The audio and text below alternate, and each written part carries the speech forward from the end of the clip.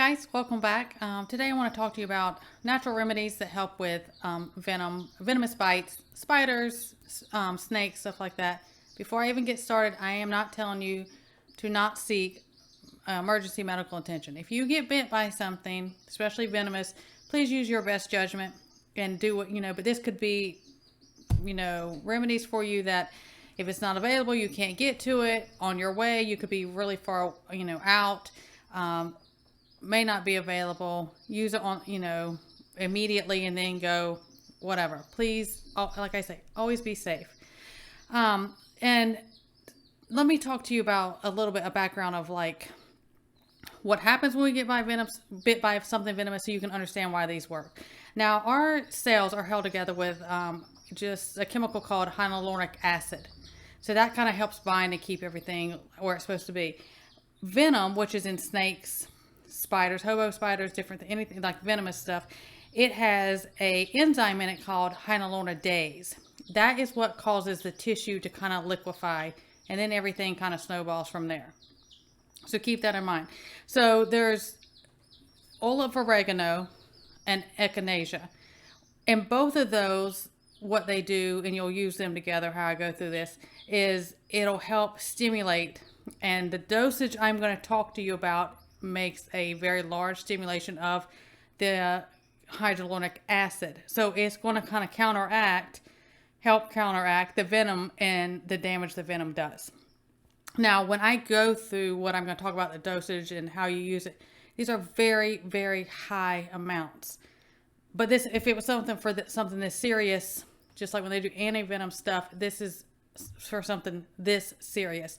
This is not for, oh, I'm sick and I'm going to take a dosage this high of what I'm talking about. Please don't ever do that. This is for something that is this serious for a reason. That could, is life-saving, not, oh, I feel bad because I'm sick or something. So please, be smart and keep that in mind. So also, on a little side note, echinacea and olive oregano are also good for ligament, cartilage, and arthritis issues. If you have issues with any of those, not at the dosage I'm going to talk about though. Okay, just more of a regular dosage because of the hyaluronic acid, it helps with those issues also.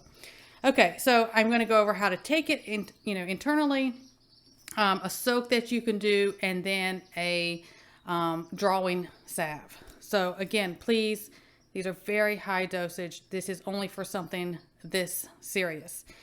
So with a bite, for you to take it internal, you're going to take 1/4 to up to 1/2 an ounce. So a 1/4 to a 1/2 an ounce of each of the echinacea and the olive oregano. I do recommend a echinacea tincture because it is more concentrate. And like I said, this is something very serious. You can either buy them like that or you can make it yourself. But if you don't have the tincture, go with how you have it, okay? So with that, you're going to, with the dose I just gave you, you would take that every 15 minutes for 2 hours. And then after that, and please take it with water.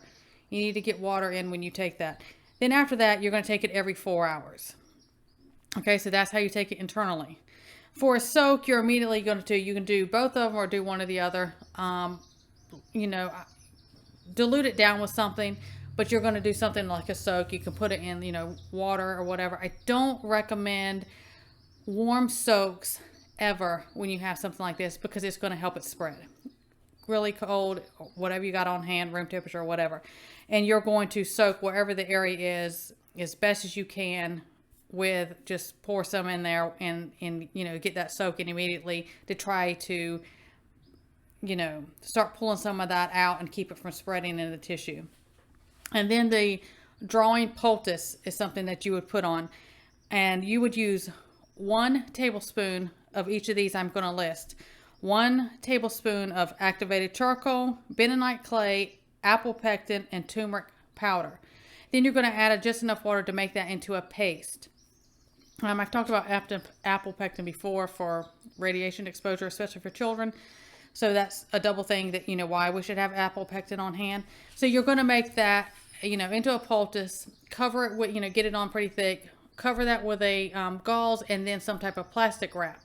And you're going to leave that on for 6 hours.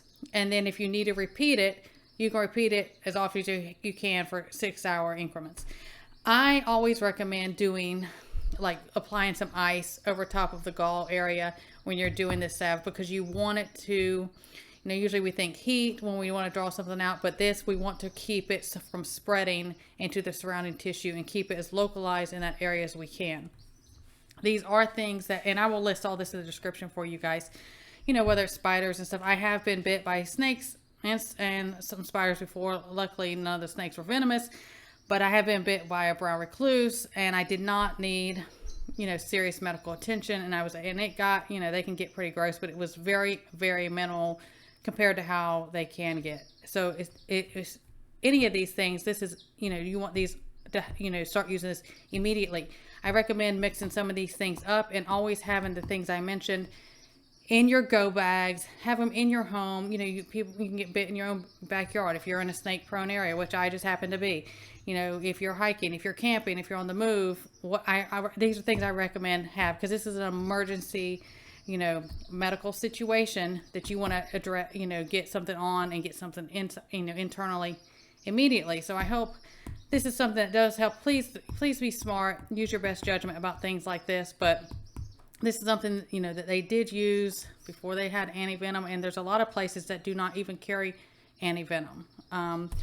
And you would be surprised how many places that don't, and they just let them ride it out with some fluids in the hospital. So I hope it's something that helps you guys. It's that time of year, they're moving, and every year, especially my year, I hear about people getting snake bites. So it's something I hope helps you guys. Everyone stay well, God bless, and I will see you next time.